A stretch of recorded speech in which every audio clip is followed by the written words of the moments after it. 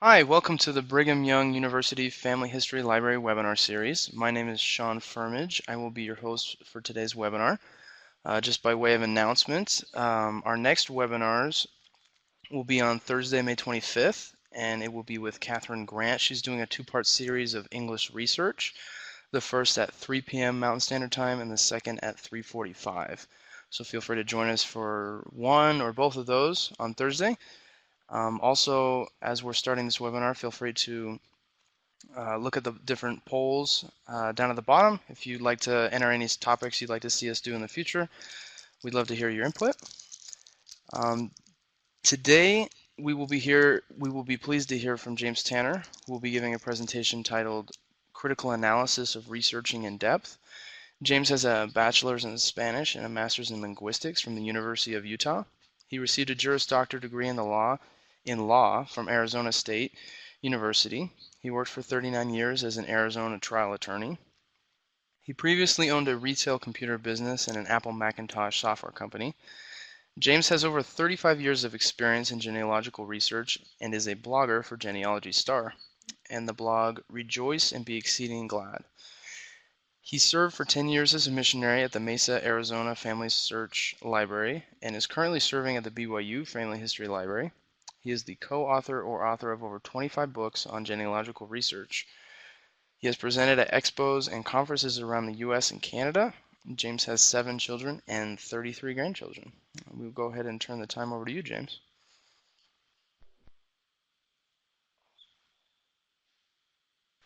James Tanner, glad to be here for another BYU Family History Library webinar. Remind everyone that these webinars are recorded and uploaded to the BYU Family History Library YouTube channel, and we'd encourage you to subscribe to our channel so that you can receive notice of the new videos. And by the way, we are adding multiple videos a week, sometimes as many as 5 or 6 in 1 week. So the numbers are increasing rather dramatically lately. We're going to take a critical look at researching in depth. And this is an interesting topic because of a couple of reasons. One is that in today's world, there are literally millions of family trees online. If you go to all of the different giant websites like Family Search and Ancestry and Find My Past and My Heritage, you'll find that there are just a whole bunch of different family trees out there. And many of those family trees are copies of other family trees. And the concept here is that we need to be looking and asking questions and looking at the information. And the researching in depth that I'm referring to here means that we're making sure that we look at all of the different kinds of records, as well as being accurate in entering that information into our family trees. The very simple fact of life here is that if you get one of your ancestors wrong, you could be out on a different line and be doing work on people that weren't related to you. Now, this may not be a concern, but for some of us it certainly is, because we would like to keep it in our family that we're doing research for. Okay, well, let's get moving here. The first thing we want to know, what we're doing when you're involved in research. The question here is, we're actually involved, genealogy is actually involved in what we call historical research. A scientist may be investigating natural phenomena or trying to discover something that's previously unknown. A legal researcher, like I did for many years, is basically looking at previous cases and doing research into what had already been decided in other court cases. These are all very limited from kind of a general standpoint of what research is all about. But genealogists, of course, are part of the greater discipline of history. And as such, we are looking at original documents that may have been created in the past and extracting the information, evaluating that information, and then recording that information into a structure that supports a pedigree or family tree.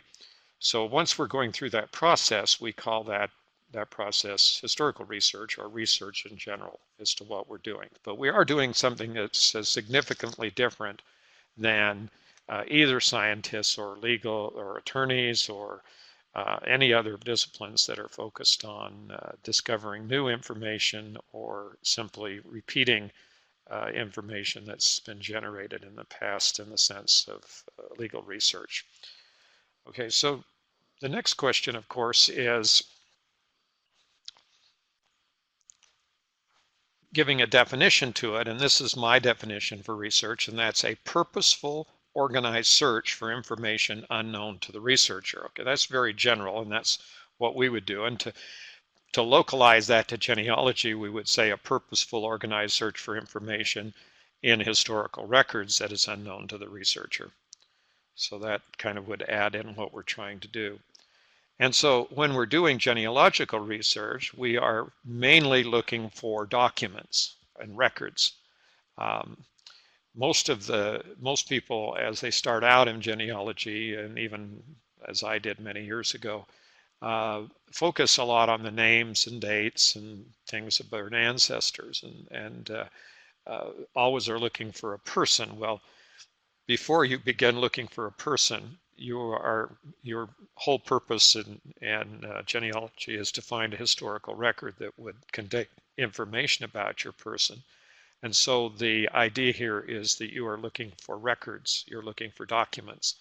So if you start that with that premise that what you're trying to do is find information and that would be supporting the types of things that you would like to know about your family, the data about your family, then your way of looking at genealogy changes. There's a shift there from names and dates and places to records, and those records then become the basis of further search. Obviously, if I find a record, then the next step is to see whether or not that record applies to my ancestor, and if it does apply to my ancestor, then I'm going to need to search through that record for information about my ancestor. Now, the advantage that we have today is that many of these original records are being digitized online and indexed, which means that we can search for names and see if they are in the records. But there's some other things that I'll mention about that as we go along, in that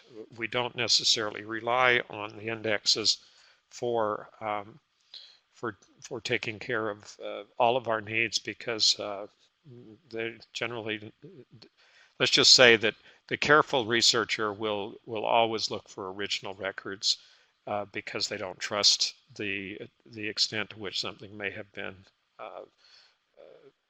indexed improperly. As a matter of fact, I just, in the last hour or so, helping a patron here in the BYU library, we came across an index that had the name of one of her relatives, ancestors, completely wrong. It was easy to tell it was the right ancestor, but the name had been wrong because the other family members were the same. So that happens continually. Okay, so adding what I just added a moment ago, then the definition is a purposeful, organized search for information unknown to the researcher about his or her family history and in historical records. So, important to understand this, that genealogical research is a subset of historical research. Now, there's a long and rather rocky history in the relationship between genealogy as a subject and the overall history research. There's probably not too many universities or colleges in the United States, let's say call them institutions of higher learning, that do not have a history department of some kind. Now, there are some very specialized universities and colleges who specialize on a certain subject and may not have anything to do with history. But a general liberal arts college, particularly like the one here that we're in Provo, Utah, Brigham Young University, and we have another one in a neighboring city of Orem, Utah, called the Utah Valley University.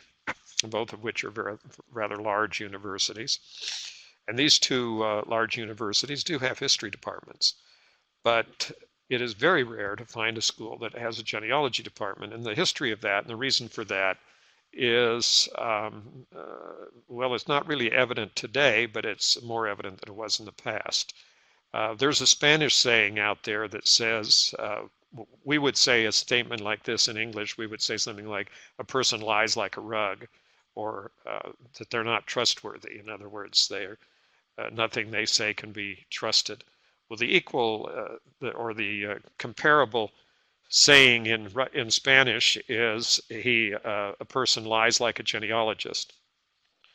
And the reason for that is that historically genealogy was a sort of quasi political kind of activity where the court genealogists would, when a new ruler or royalty came in, some kind of ruler, a king or queen or whatever, the genealogists, of course, would immediately create a genealogy for the person that showed that they had a legitimate claim to their place in their royal ruling power, and that genealogists were simply an extension of the court, meaning the royal court, to validate the actions of the king.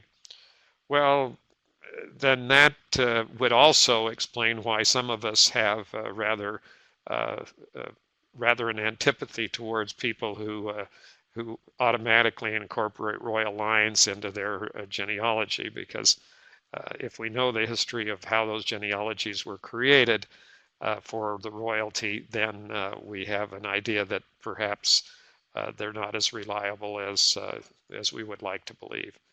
But that's all part of the reason why genealogy is not a generally accepted subject as let's call it a degree earning subject in very many universities around the world.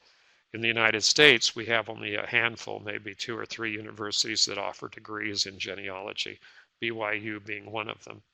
So this is, but it's important that we understand that even though that sort of separation exists between the academic history world and genealogy, that genealogy is still a valid and subject for study, and it is also can be just as accurate as any other historical investigation.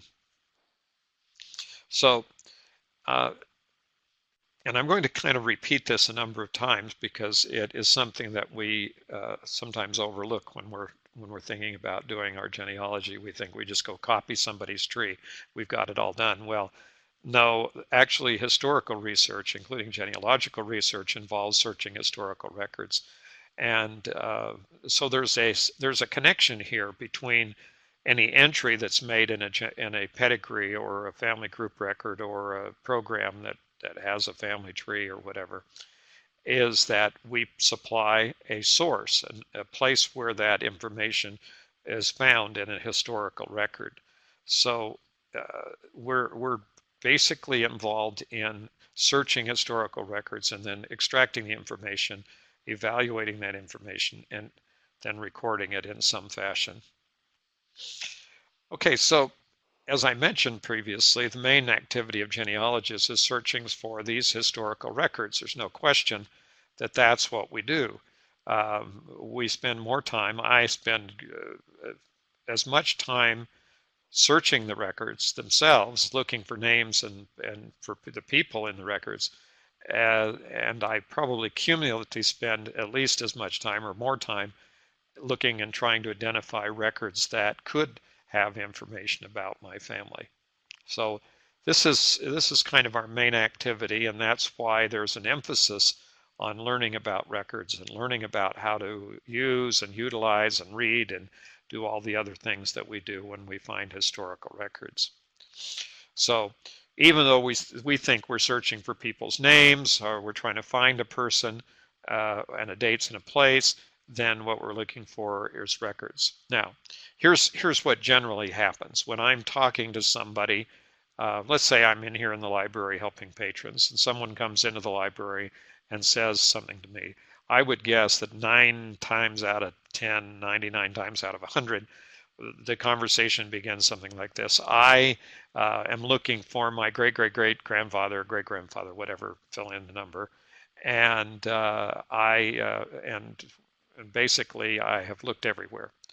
And my answer back is, well, basically, what are you looking for? And they will say, I'm looking for a so-and-so person, and he may have been born in this time period and lived in this area. And the question is, where have you looked? Well, I've looked everywhere. Well, okay. And then I come back with a question like, well, how did you like the New York Public Library? And they will look at me like I've lost my senses and wonder why they ever got into the conversation. And I will say, well, of course, if you have looked everywhere, you should have looked in the New York Public Library, which has, by the way, one of the largest genealogical collections of records in the United States. And they will go, oh, well, no, I have never been to the New York Public Library. Okay, so I say, well, let's start over this conversation. And sometimes I'm not quite that abrupt. Sometimes I'm a little bit more take it a little bit easier, but the same message has to be given, and that is that there are that what we're going to look for now are more records that might supply information about your family. And I can say from experience that the number of records is so vast that and the time it takes to look through those records is so extensive that it's very, very unlikely that anybody, even someone who is hired to do this job, would have looked in all the records that they needed to look in. Okay, so what is the genealogical reality today when we're talking about looking for records and looking for research? And the answer is that automated record searches suggest documentation for online family trees. The programs that I mentioned a moment ago, Family Search and Ancestry and MyHeritage and Find My Past, have all developed very, very sophisticated automated programs so that when you enter your information into a family tree, the program will then immediately go out and begin looking for information from the records in that website that are attached to that website. And in the case of all three of those or four of those websites, the numbers of records are into the billions. And so the number of possible record searches that can be made are just absolutely phenomenal. And for example, just now, as I was mentioning, I was helping a patron here in the BYU Family History Library, and that person's ancestors came from Finland, up there in the northern part of Europe next to Sweden and Russia. And Finland, you would think, well, how hard would it be to find records in Finland? Well, it turns out, as a matter of fact, that both Family Search and Ancestry have a significant number of records that are indexed for people in Finland. And we were actually getting these automatic record searches and documentation suggested just as soon as my patron friend here entered her names into, or family names into Ancestry, for example. Immediately there were Ancestry green leafs giving an automated search with suggested records. By the time she worked through one record, which was her grandfather, she had 11 hints past the one she'd already entered. There were probably around 15 different records were found in about the first 5 minutes of our work in Ancestry. So this is a deal changer. This is what is basically happening. What I find though is people are saying, "Oh well, it was too expensive," or "I don't have time to do that," or "Why I can't see any reason why I want to have more than one family tree," or any of these things. But when you put your family tree into these programs, they begin this automated search process. And why would you waste your time if they're going to provide that service for you for basically a very, very small investment? Comparatively to something like, and I'm going to say this kind of editorially because certain people that are sitting here listening, cost of golf, for example, the cost of doing this genealogical research by subscribing to all four of these programs. By the way, Family Search is free, so there's only three of them that have subscriptions. But even that price is very small compared to most of the activities that we participate in. Probably more people, I would guess, because I listen to what the averages are, more people go to movies and spend more money on movies every year than they do on genealogy. Okay, so let's go to the next one. Millions of online family trees. And the reality is, as I mentioned earlier, that most of these have little or no supporting documentation or sources. And this is surprising. That's even on the websites that have automated record hints. So automated record hints. So you go on and look at somebody's family tree on Family Search or Ancestry or MyHeritage, and they have hundreds, maybe even into the thousands of record hints sitting out there, and you look, and none of their family members that they have on the family tree have any of these records added, and none of the information has been corrected and edited to be consistent with the actual records. So for many times, and then occasionally what I'll see is someone will attach a record, actually attach a copy of a record because they've clicked on the link and added the record in, and then you look at the record in, and the dates, for instance, for a birth date is different than the birth date that they have for the entry for their person, and they haven't bothered to change and make the record the entries that they have in their family tree consistent with the actual records that talk about their family. Okay, so what else is genealogy today? And here's the bottom line, kind of, because for researchers with families that ultimately originated in Western Europe, with some exceptions, okay, there's always an exception. There's foundlings and adoptants people, and there's, the foundling is a baby left on a church doorstep or a police doorstep or something. And for people who cannot, just basically have very, very, very few leads on where they came from. But if for the vast majority of the people who originated in Western Europe, research online will extend most of the ancestral lines up to 4 generations or more. And with these record hints, if you put your family on one of these websites, the chances are, assuming that you've spelled the names consistently and put in some basic information to start with, then they will give you up to 4 generations or more of your ancestry by simply working through the record hints. So this is not the way I started by any means. 35 plus years ago, I was doing all this on paper. That was even before I had computers. And I was very, very, very happy, by the way, to get the first very rudimentary programs on my computers because it kept me from having to write so much. And so now I'm, of course, through dozens and dozens of iterations of programs. Okay.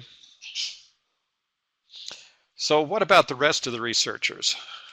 What about the people who do not have an immediate 4 generations gathered by these programs out there? They are really looking for something really basic. I mentioned this patron from Finland. I have family members and friends whose ancestors came from Eastern Europe, and from I have other friends whose ancestors came from other countries whose records are not as easily available as records from Western European countries. So we basically have some difficulties. Areas like Chinese, Japanese, Korean, lots of different places where the records may not be. But what I would suggest is that you may be surprised at the number of records that are available, even if you are from a country that is not one of the mainstream Western European nations, or the United States, Canada, or any of those places, or the English-speaking world.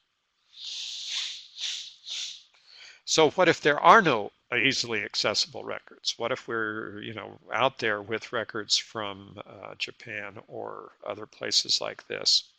And the answer is you may have to travel or hire local researchers. That's just the same issues and problems that existed with genealogists 50 or 60 or 100 years ago is the same one that exists today as far as those areas of the world where the records are not readily available or online.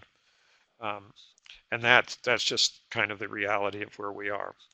Now, here's an important point. There is always an end to genealogical research. No matter what you may think about your ancestral lines and how far back they can go. And I know there are people who think they have records that go back to Adam, but I would suggest that they probably are not that accurate. In fact, we have a couple of videos online, one specifically addressing the issue of your research back to Adam that you might want to review if you think that's the case. But anyway, that aside, the reality is that at some point in time, all genealogical research stops because historical records stop. Okay, so let's give an example. If I were looking for records in Utah, and I'm here in Utah, in Provo, Utah, and if I were looking for records, there would be a cutoff date. The cutoff date would be 1847 when the first major amount of European or European-based people came to Utah, the place we call Utah. The Salt Lake Valley was at the time. And that's the first pioneers who entered the Utah Valley in July of 1847. Now, before that time, there were a few visitors to the state, but there are no substantial records. So looking for someone born in the state of Utah before 1847 is pretty useless. Well, what about America, looking for people who were born in America before 1492 when Columbus arrived? Well, as far as we know, there are no records written records which contain workable genealogical information that extend back before the arrival of the Spanish Empire in America. So in each case, there's always a point at which in time in which the records began to be recorded, and in which the time is a cutoff for any further research. For example, another example out of England, the earliest English parish registers, with a few exceptions, and some other records that were available, including some probate and other types of records. But the earliest parish records in England date back to 1538, when Henry VIII ordered that those records start to be maintained. So basically, if you're looking in English parishes for parish registers, they're high probability, almost 100% probability, that they're not going to extend any further back than 1538.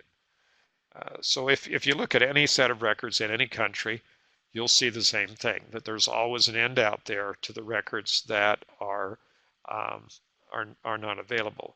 Now, there's some other reasons also, and that is that the records never existed at all. In other words, it's not a matter of time, it's a matter that they simply were not recorded. So there's places out there where the records were simply not recorded. They just didn't keep those records. Just one example. One example from the United States is people come in and ask for example, here in the West, they say, well, I'm looking for a birth record or a birth certificate for my grandfather, great-grandfather.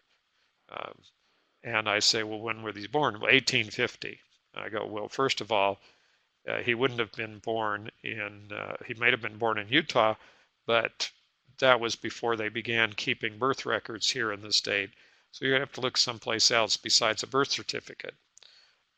Off the top of my head, because I spent so many years in Arizona, I can tell you that in Arizona, the earliest birth records by state were kept in 1906, and it wasn't uniformly maintained throughout the state until into the 1920s. So birth certificates are not something you can traditionally rely on for information in Arizona. So there's just, I mean, usually the people who you're worried about are still alive or recently deceased. So you're not really going to have any. If someone's born in 1920, then that doesn't make them that old. They still may be around. I have a few friends that are quite a bit older than that. So sometimes the records did never existed. And second, and very importantly, sometimes the records are totally inaccessible. So they may be records that are available, but they're inaccessible. We have a genealogical organization out there that I've written about on my blog a few times that is bringing lawsuits against the United States government and various states and organizations and political organizations within the United States to get their records, which they have not previously made accessible, and to obtain access to the records. And so we have lots of different categories of records that are only very limited accessibility. And that kind of puts the category of all those records in those countries where they're not yet online or searchable by digital. And the third category, of course, is records that were destroyed. Now, we get a lot of this. I've heard this so many times over the years where people say, oh, I can't do any research for my family because my records were in a county in Georgia, and that county's records were all destroyed when the courthouse burnt down. And I go, well, first of all, I can tell you as a kind of, and I used to say this down in Arizona, I can tell you for a absolute fact, if the Maricopa County Courthouse burned to the ground tomorrow, none of my records would be lost. And they go, well, all the records were lost in that fire. I say, well, that means all the church records that were in the churches were also lost in the fire. Well, probably not. And what about all the school records? Were those kept all in the courthouse? Well, maybe they were, but maybe they weren't. What about insurance records? What about individual families' records? What about, you just go through the list. In other words, when you say records were destroyed, that's a fact of life. They were. There have been floods and earthquakes and fires and storms and all sorts of things that have destroyed records. But that's our job, is to find the records that survived. We're not necessarily focusing on the ones that didn't survive. And in those, there's a term for those counties in the United States. They're called burnt, like a burnt fire, burnt. They're called burnt counties, B-U-R-N-T, burnt. And that means that their records, some of their records were destroyed. And I could go on that subject because we've talked about that in other presentations. But the records, the fact that some records were destroyed is just a little bit more of a challenge. It's not the end of the world. Now, this is an interesting statement. You don't know what you don't know. And I can apply this to genealogy by saying, how do you ask questions about something you don't know if you don't know what the questions to ask? And that's the problem with not knowing about the kinds of records that are available to do research in. So if I want to do research in historical records, and my goal is to find my family members, my ancestors, and my other relatives, then the answer to that question is, what are the records that exist, and where do I find those records? Well, kind of a good example from what I'm doing right now, I'm doing some rather extensive research in records in Rhode Island, and one of the original 13 colonies. Records go back into the early 1600s.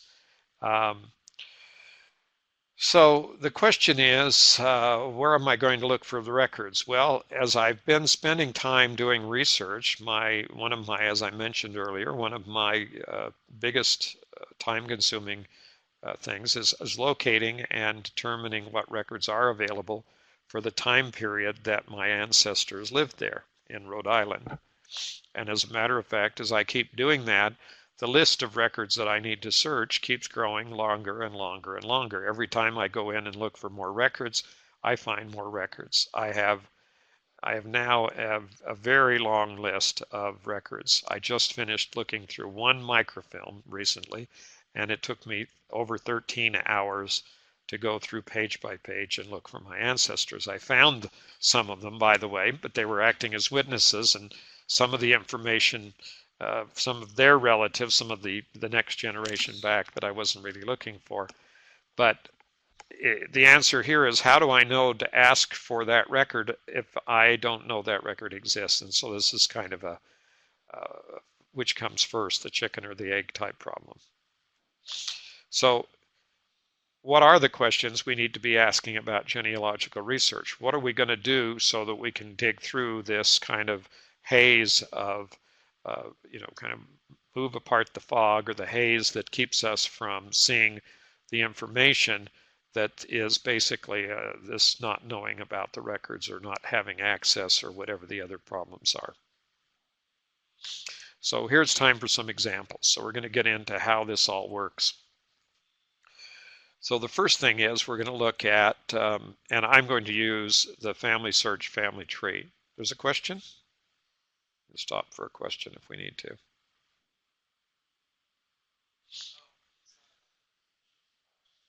Oh, okay, some other, not a question. Okay. So we have some time for some examples here. I'm using the family search family tree. The reason for this is generally this. First of all, the family search tree is free. And secondly, it's unified, meaning that everyone is looking at the same entries at the same time. So we're not just looking at a scattered of hundreds of thousands of individual family trees and not knowing what's in all those trees. Here, everybody's got the same picture. Everybody's working on the same people. If I look at my great-grandfather and you happen to be a relative and we both look at that person, you make a change, I see your change. If I make a change, you see my change. So this is how it's unified. And then it combines over 100 years of research. So the advantage to using the family tree is that you're not going to be redoing research that's been done over and over. If I start a new tree on some other program, I'm not sure that all my efforts of adding sources and adding individuals hasn't already been done by one of the other millions of users out there of those programs. So here on the family tree, I can at least see what everybody's doing at once and make a choice on how to do it. Okay, so now we're going to look at someone in the family tree. We're going to look at somebody named George Henry Shepherd. And why are we going to look at George Henry Shepherd? Well, here's a page, what's called a detailed page from Family Search. And you'll see over on the right-hand side a series of bright red icons, which mean that there's a whole lot of standardized dates and things missing,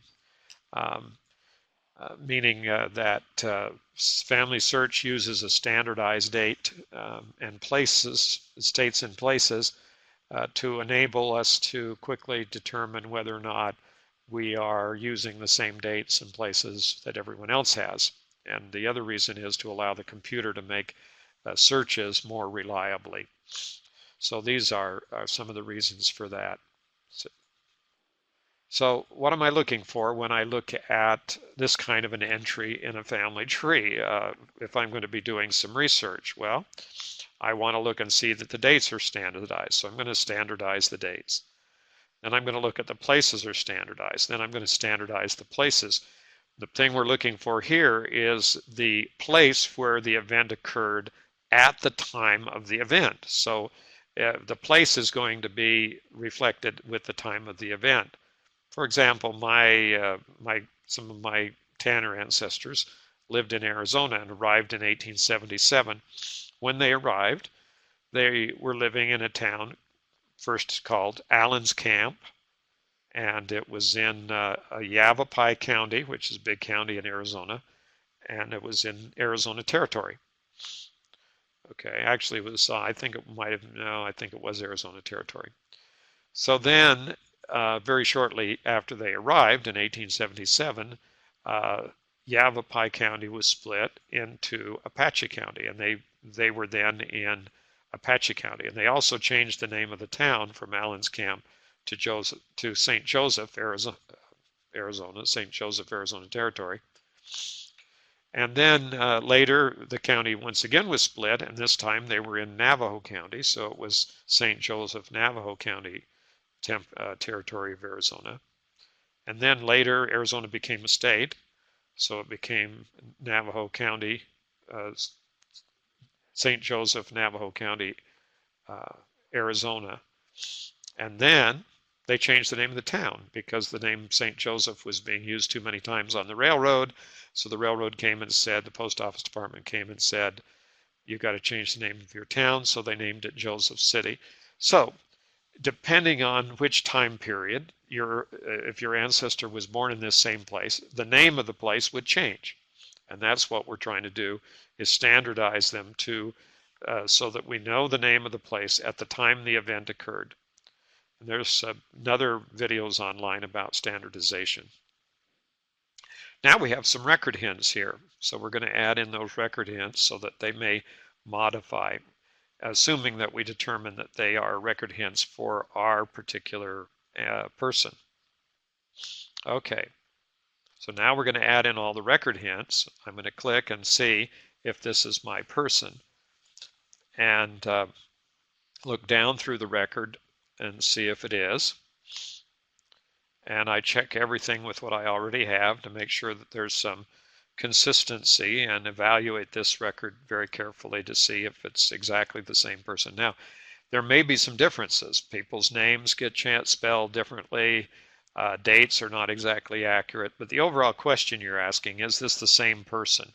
And if you can't tell, you can't tell. But in most cases, I would say almost a very high percentage of cases, when the record's presented, you can tell pretty quickly if it is or is not the right person. So now I have the citation of all the record, and I can review and attach that record to my person if it applies. So we go to review and attach, and we look at the record, and we learn that this record confirms most of the information that's already in my family tree entries on the FamilySearch.org website. And then we ask ourselves a question, because here we are, and we're doing research, and we've been given a record, but the questions, then that one record that we've already been given suggests more records. And so we're going to take, from that point, anything we find then becomes a basis for looking for additional records. And in this case, we see that he's an occupation as a farmer. So we can go out and look for farming records, and people would say, well, what are farming records? And I once did a survey here in Utah, and I found out that they had a whole page, single-spaced, that 8.5 by 11 sheet of paper, single-spaced list of farming organizations in the state of Utah. And I can assure you that all the way across the United States, there are an equal number of farming organizations in almost every one of the states going across the country. And do they have records? Yes. And are those records accessible? Well, those are the things that we have to answer as genealogists and as researchers, because we're going to have to figure out if they are accessible. But we certainly have some suggested here. We're also seeing some things about the places, and they have birthplaces of family members and parents. These are going to suggest to us that there are more places where we can look for records about this family. And you want to check these against what's already in the family tree. Now, census records are not necessarily always reliable. I hate to say that, but that's the case, that they are records that are we usually do not know who compiled the record or who wrote it, or entered it into the form. It could have been entered by someone who did not even have any idea who the family was and couldn't understand what the family members were saying anyway, and just put in whatever they heard. So that also is a reason to check what's already in the family tree.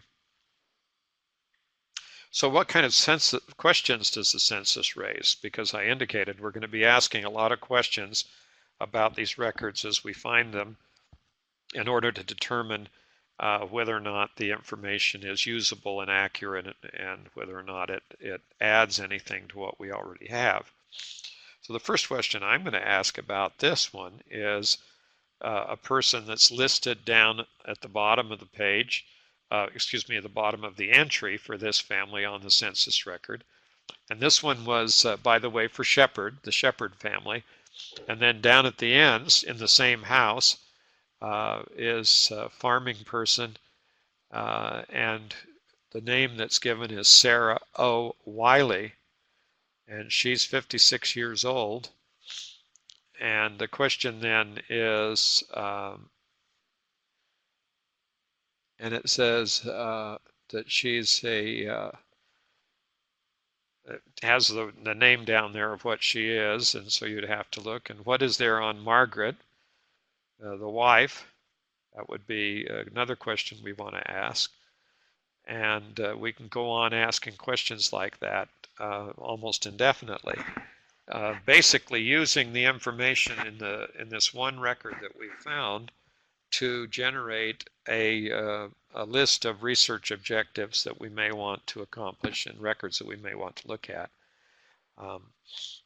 And in other presentations, I've called this chain research, where you're using the information that you obtain from one record to find more information in similar records or other records that may come up when you do a search for that particular type of record.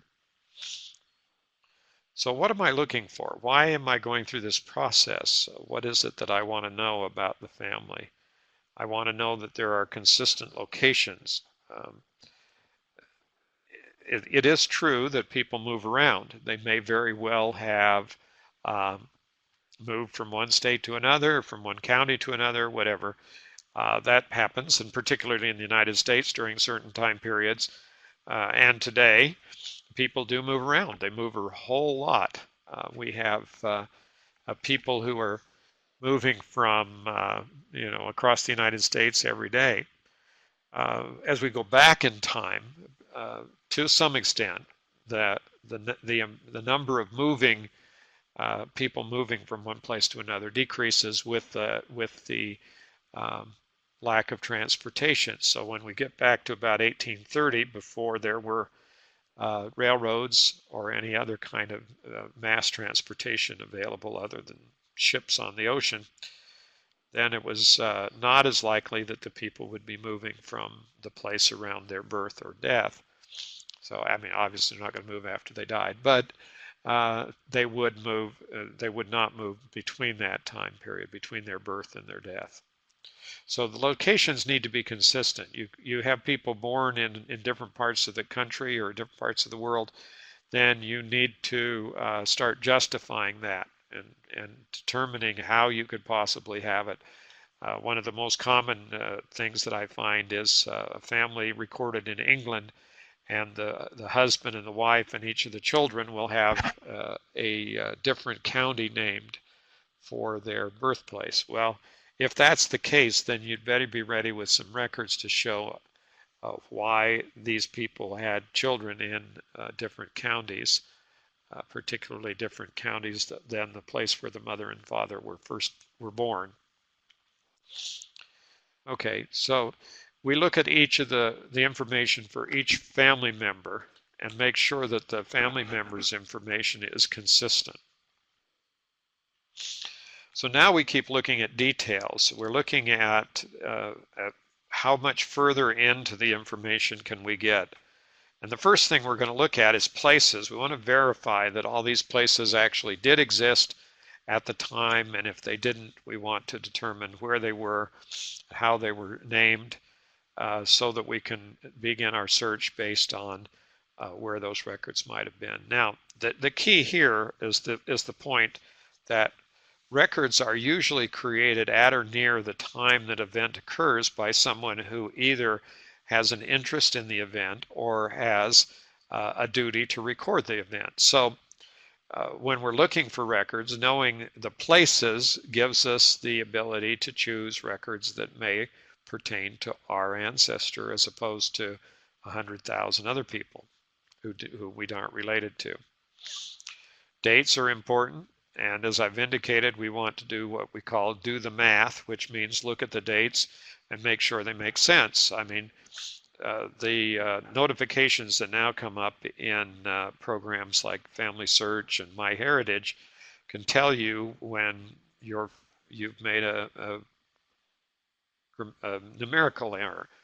Uh, for example, having a date for birth of a child that's after the date of the mother's death. And unfortunately, we have a lot of that's very common occurrence in Family Search to have those kinds of errors. Also, by looking at details, you ask the question about what information is missing. What kind of information is there that we could find with some additional research that we ought to go out and look for? The question is, what other records? Now, fortunately, we have a lot of helps. We have a lot of programs out there that will suggest places to look, and we'll mention those a little bit.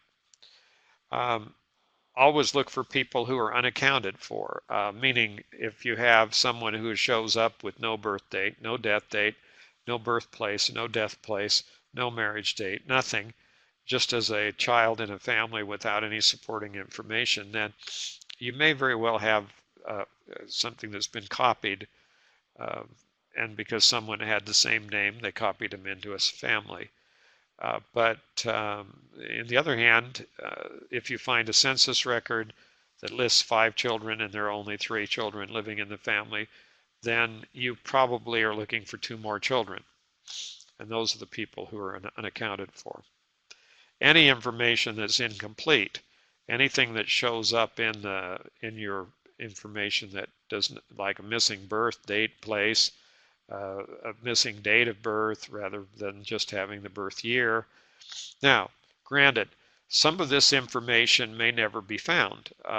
If it's very possible that no one bothered to record the birth of a baby. That happens. Likewise, it may be possible that someone died without a record of being made of the death, or that they died in a place of which there were no records. So they died at sea, or they died in the middle of the desert or someplace. So that kind of incomplete information always opens up questions, because anytime you can find another historical documents, it may force you to revise everything you have written about a particular person. So we look at the details here, and we're going to jump here to this, back to this George Shepard. And what am I looking for when I look at the details on this source? I'm looking to see whether or not there are sources.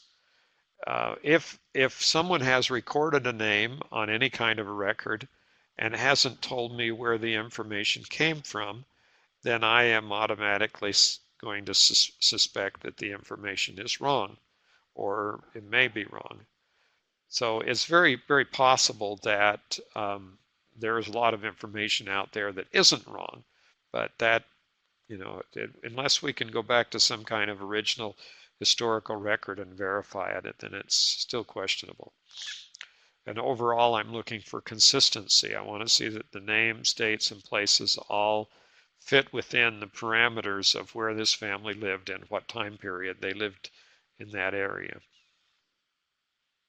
So consistency means that I consider the time when the events occurred and ask the question about whether or not travel was reasonable at the time, where the distance is such that you would have had somebody traveling that distance. Now, this varies considerably with the time depth, how far back in time you go, because if you're looking clear back in time, then the travel becomes more and more difficult as you go back in time. That does not mean that that did not happen, but it does mean that if you do start seeing families with children in multiple parishes in England, for example, that you come up with some explanation about why the husband and wife moved, or you begin looking for another family with the same name so that you can determine whether or not you've actually got the right family. Always consider the place where the events occurred. Could the person have lived in that place at that time? Oh, well, this is kind of reminds me of of an entry I saw in a family tree that said that my great great great third great back grandfather was born in Cottonwood, Utah in 1775. Well, unless he was a Northern Paiute or Southern Shoshone, he probably was not born in Utah in 1775. There weren't a whole lot of anybody here except a few Native Americans and their families. So putting in a date like that does not do any good. It is not anything that's helpful to you or to subsequent researchers or anyone else who may rely on your work. So, and also consider what research is done. Do the records cited apply to your ancestors? So you can look down there and see somebody has 50 sources, but those sources may all be for some other person and not be for your ancestor. So you need to evaluate carefully all of the different sources that have been added in. Now, you'll notice as I've been talking here that I'm assuming you're doing all this online. And I'm going if you begin to understand what I have been saying, you'll see that the way that we do genealogy now is dramatically modified from what happened when I was beginning years and years ago, because I didn't have the opportunity to check all this online. If I wanted to consider what had already been done, I had to do what I actually did, and that was I had to travel to this family history library from Mesa, Arizona up to Family History Library in Salt Lake City and sit there and pull paper family group sheets off the shelves that were in huge binders and look through and reconstruct my entire family from paper records. Today I could do the exact same thing in a matter of 15 minutes or 20 minutes on familysearch.org in the family tree. So, this is really the way that the work is being and continues to change. But just because we do have this degree of automation and because we have digital records and things like that, does not really change some of the basic principles of making sure that the information is accurate and correctly recorded, and that it is reasonably evaluated so that the conclusions made are supported by the records that are available. And the way to get this into this whole subject is to focus on the location. It's location, location, location, all of the answers to most of the questions in genealogy. So here's the definition that I gave earlier, but I'll write it up here for you on the screen. Relevant genealogical records are records created at or near the time and place of an event by someone who had an interest in the event or a duty to record information about the event. Now, records that were not created near the time and place of an event may still be accurate, but what we're looking for are records that come or were generated as a result of the event. And identifying the exact location of an event is sometimes the only way to distinguish between two people with similar names and dates. I had an instance in England doing research where I found a person who had the same name. Two people had the same name. They were both born on the same day and they both died on the same day. And the only difference I found was in the census records, there were two separate entries for the families, and one was one occupation and one was a different occupation. So you really have to be careful sometimes. And the places may be the key to determining whether or not they're the same person. Often the crucial factor in finding the next generation is finding the place. My experience over the years has been that a very high percentage of the so-called brick walls come from looking in the wrong place. And so looking for and identifying the places where events occurred in the children's record is the key to finding where the parents lived. There's a rule out there, the first rule of genealogy. If you know the first rule of genealogy, getting some people actually repeat it now, but the first rule of genealogy is this, that when the baby was born, the mother was there. And what that means is simple. Location is extremely important. And if you're going to say a child is born, you'd better figure out a way to get the mother to where the child was born. The father could be any place, but the mother is the crucial thing. So verify the exact location for all events in your ancestor's life. That's very, very important. Do a Google search on places, make sure the places exist, translate them, figure out how they're supposed to be recorded, and see if that's actually correct. Go to here, for example, he was born in Cayuga County, Ohio. You go to Google Maps, find the Cayuga County, and see if it exists. And checks the dates for the places. Search once again, compare the dates with the dates for the ancestors' events, and see whether or not the place existed at the time. Counties were created across the United States from east to west, and the time frame is different. And then very much, in many cases, counties have been divided because of population or political reasons. So we're going to look up the place and see if when that place began and when it was created, and see if if the person could have lived there. And so for today, for example, many people have recorded my grandfather's birth in Joseph City, Navajo County, Arizona, when in fact he was born in St. Joseph, Apache County, Arizona territory. So that's just kind of a quick example of that. And then there are ways to look at the history. All of this is online, searchable information. And you may be surprised to find out the place did not exist at the time of the event. And it's quite common, by the way, so you need to go back and find out. But the key factor here is what I said earlier, is that you're not going to be able to be finding records if you're looking for in the wrong place. The key, and one key here, is a program called the Newberry Atlas of Historic County Boundaries. And it is a website that has every single boundary change and history of every boundary change in the whole United States from the original colonies up to the present time.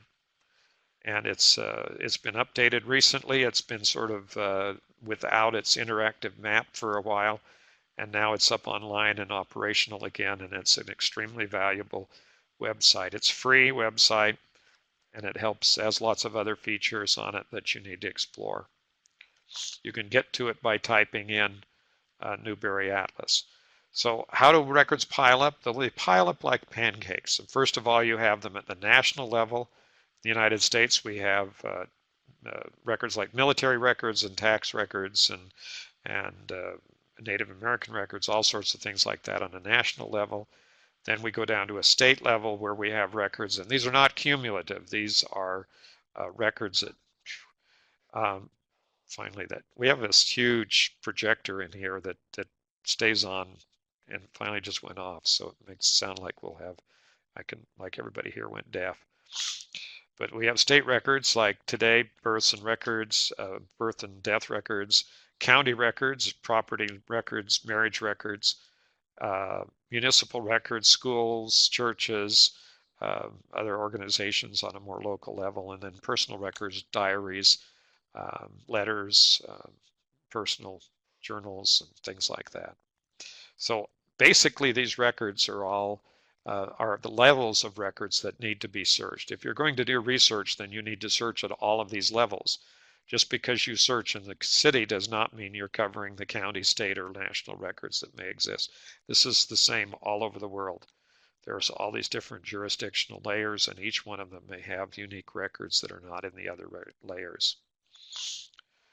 So when you search all those record layers, search the national, search the state, search the counties, search the municipal records, and personal records. So all these are records that you may be searching for. And if you skip over a person, let's say you've identified the name and then you're just going to carry this back because you think you have the name of the next person and you're going to carry it back. So if you skip over any person in your family line, you're risking getting onto the wrong line. Name could be almost the same, name could be exactly the same, and the dates could be very similar. The places could be exactly the same, and you might be on, but you might still have the wrong person.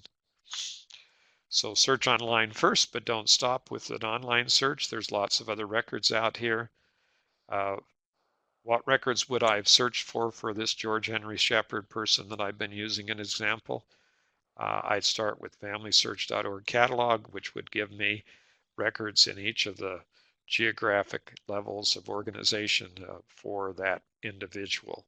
So I put in the places and start looking for the types of records and search at each level from the national and look for all of these different types of records: church, land and property, towns, and then use the maps and history and gazetteers to verify the locations.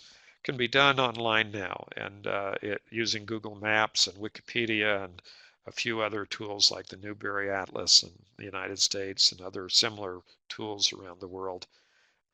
Verifying locations is one of the things that can be done. And then for each record found, you need to evaluate the information. So even though we do the research, we have to evaluate, find the record, find the person. We've got to look at it and say, is this really correct? Is this the correct information, or is it just, has it been recorded correctly? Is it consistent? Does it fit in with all the other information that we have? And then add the information to your file or correct the information already in your file. That's the last step of what you're going to do. And then provide a source citation for every record. Make sure that you let somebody else know where you found the information so they don't have to go through and do it all over again. It also helps you so you don't have to go through and do it all over again because you know you actually found what you never. Now, research is never complete until it's evaluated and recorded with a citation to where the information was obtained. And don't accept unsupported information that's not cited. If somebody puts down that a birth date and they don't have where they got the information, it might have been made up. That's not impossible, by the way. I do find records that have been made up or fabricated all the time. It's not even uncommon. And always keep learning about possible research opportunities. This is something that I do continually. I am learning about new record sources almost every time I come in the library here or get into doing some serious research. And the whole key here is to keep searching and keep looking and keep trying to find additional records to support the information. So thanks for watching. We appreciate you being here today, and remind everyone that these BYU Family History Library webinars are recorded and uploaded to our BYU Family History Library YouTube channel. That's youtube.com, and look for BYU Family History Library. And we now have a couple of hundred plus, almost 300 records as of the date of this video. All right, perfect.